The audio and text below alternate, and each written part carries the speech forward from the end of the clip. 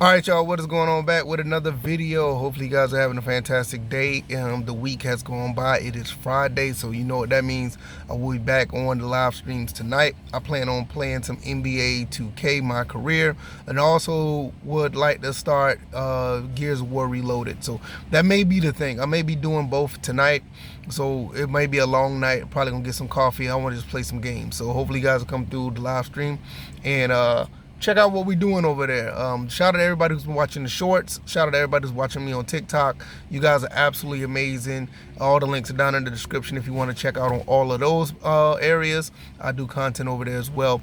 Let's get into the topic of this video.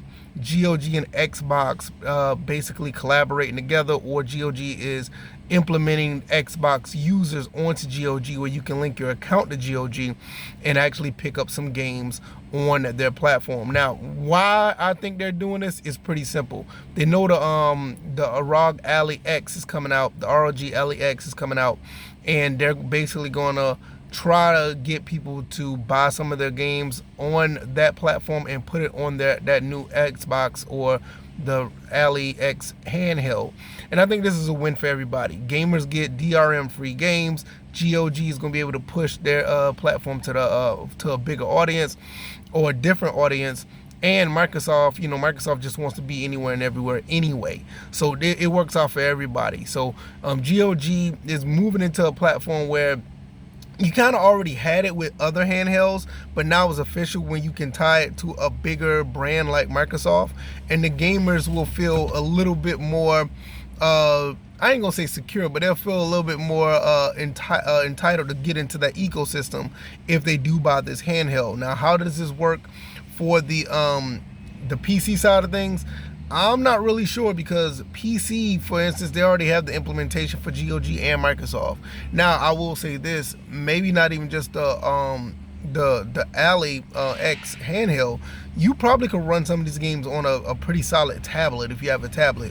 If you already have like a Bluetooth enabled controller, you can play these on the tablet if you can get GOG and Xbox on your tablet, and you'll be able to run these games, these DRM-free games that pretty much you can't get anywhere else nowadays. There are a lot of games on GOG that are very, very formidable to pick up, and I actually recommend picking up some of these games, and the games are yours to keep. I picked up the entire Mortal Kombat collection, Mortal Kombat 1, 2, 3, 4, and Trilogy on there. I picked up I think they still got Dino Crisis. You can't find Dino Crisis on PC pretty much anywhere. I end up getting Toka Race Driver. There's a lot of games that was over there that are really good that I really I highly recommend you go pick up. Like I said, Dino Crisis, Silent Hill 2, the original one, Silent Hill 4. There's a lot of good games on GOG, and if you can get those games officially and run them on your handheld or tablet through GOG and Microsoft collaboration, this would be really, really cool for people who want to go down that route. So I think at the end of the day, this is an excellent idea or excellent move for GOG, because this is one of the few clients that I do love in gaming, period, that I think they're doing God's work. They're doing the Lord's work by putting these games out here that are DRM free. You can buy them, they're yours to keep. They're not tied to any servers. You get all the EXE files and all the files, they're yours. If you want to lend them to somebody or send them to somebody, that's cool.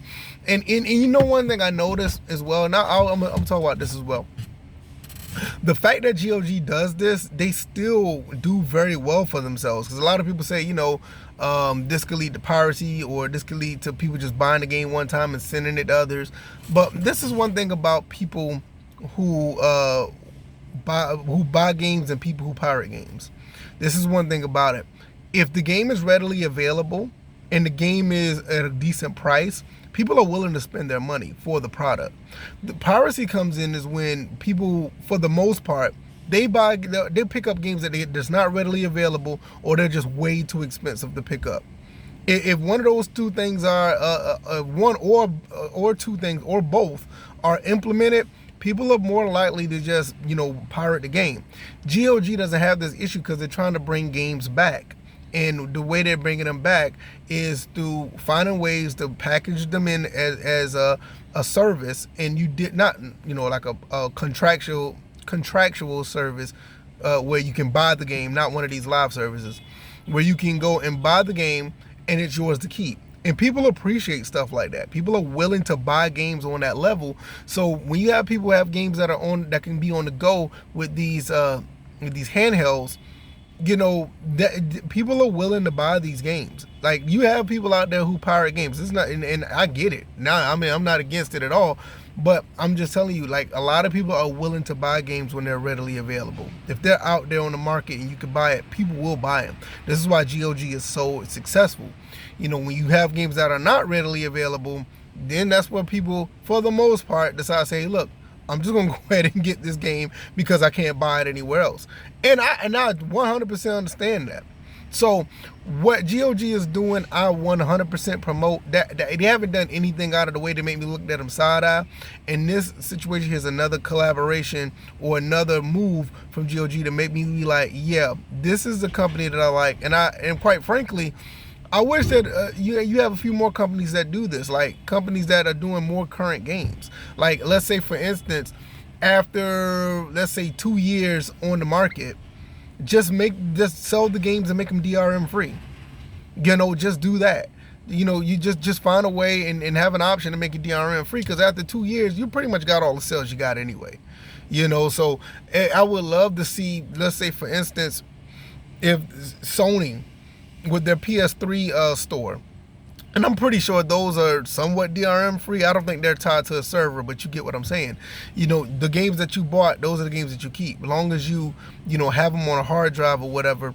As far as re-downloading, that's a whole different story that I don't want to get into right now. But if you have them, they're yours. You know, if the PS3 store goes away, you still have those games. Same thing with the Xbox 360. I mean, I'm dealing with that right now with the 360, where that's the case. But when you start getting into, like, let's say the PlayStation 4 or even the PlayStation 5, even though they still have a big install base, I think most of those games, or a good bit of those games that are digital, they can turn those games into DRM free if the publisher or the developers or the company let them, and just let it ride.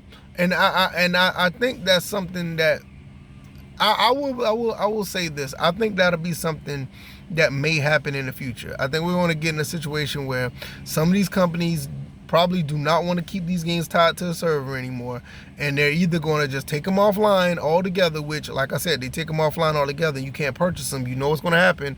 I told you about piracy if it's not readily available. Or they will try to make some form of profit off of it and make the games DRM free, and they probably may even send these games over to GOG so they can do so, because that's what GOG is doing now anyway. They contact companies, they contact developers, and they try to see, hey, can we get this game on GOG? Can we repackage this and we'll make it DRM free and we can sell it? And it may take some years. It may take a decade or so. Like recently, I think they just put the Dino Crisis series on GOG. I mean, Dino Crisis is a game that people absolutely want, but nobody's selling it except for the people at GOG. And like I said, you can probably get I think it's all 3 games. I think you probably get all 3 games for like under $15 at some point, you know, when they go on sale. So GOG is doing a great job, and maybe, you know, in a few years you'll start seeing more current games to jump over to GOG, where when you buy it, it's yours. You know, I think The Witcher 3 is like that, and The Witcher 3 came out a while back, but that's somewhat of a current game when you look at these type of games in that fashion. So kudos to GOG.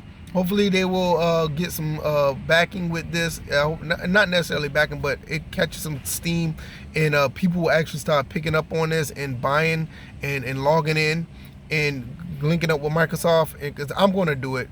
And I'm going to put my account on there. I don't necessarily have a handheld that runs these things, but it's just in case if I ever run into one, or if I want to put it on my tablet, which I'm pretty sure my tablet can run some of these games, I'm willing to do it. And we'll see how it goes, because I think this is a really good service that you don't get praised too much in the game community about good service. It's always something negative. But I think GOG is doing something really good here. So let me know what you guys think. I'm going to get up out of here. I'll see you guys on the next one. I will definitely be live tonight. It may be later on tonight, but I plan on going all in because I got 2 games I want to play.